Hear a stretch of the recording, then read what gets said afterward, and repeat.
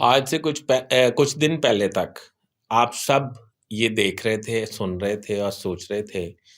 کہ جتنے زور و شور سے چوتھی مرتبہ وزیر اعظم پاکستان بننے کے لیے ایک شخص لندن سے بذریعہ عرب ممالک پاکستان دھمکا ہے، اس کا راستہ روکنے والا اب کوئی نہیں ہے۔ اللہ کی کرنی دیکھیں کہ اس کا راستہ جیل میں قید پابند سلاسل 4x4 فٹ کی چکی میں بیٹھے ایک ایسے شخص نے روک دیا جس کے نہ استعمال میں ٹیلی فون ہے، نہ کوئی وہ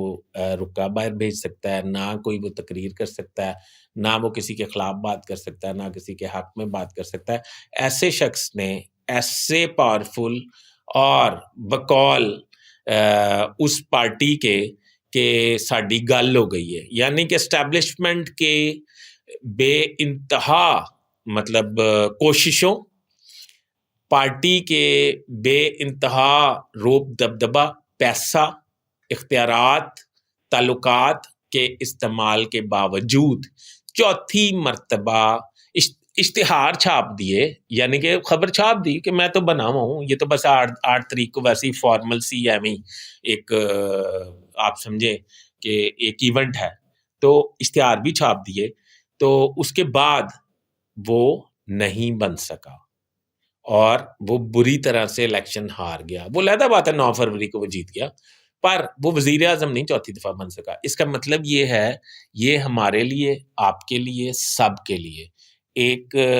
میسج ہے اللہ کی طرف سے، جو میں چاہتا ہوں وہی ہوتا ہے۔ ایک خشک پتا بھی میری اجازت کے بغیر،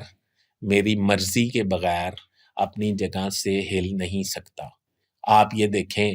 کہ جو چوتھی مرتبہ وزیر اعظم بننا تھا جس نے، اس کا آج پتہ ہی نہیں ہے کہ وہ ادھر ہی ہے، اپنے گھر میں ہی ہے، اپنے کمرے میں ہے، کسی سیاسی میٹنگ میں ہے، کسی سیاسی جلسے میں ہے، کسی اسٹیبلشمنٹ کے سربراہان سے مل رہا ہے، کسی حکومت سازی کا حصہ ہے، کچھ پتہ ہی نہیں ہے۔ تو اس نے چوتھی مرتبہ وزیر اعظم بننا تھا۔ یہ ہمارے لیے نصیحت ہے۔